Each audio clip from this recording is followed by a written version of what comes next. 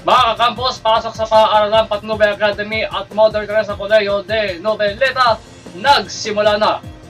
Nadakna ng Campus Watch kaninang tanghali ang ilang mga mag-aaral na mula sa pang-umaga na klase ay paalis na ng paaralang Patnubay Academy at Mother Teresa Colegio de Noveleta ngayong araw, Hunyo 15, 2026. Nagsimula naman kanina ang panghapon na klase para sa mga baitang 9, 10, 11 at 12.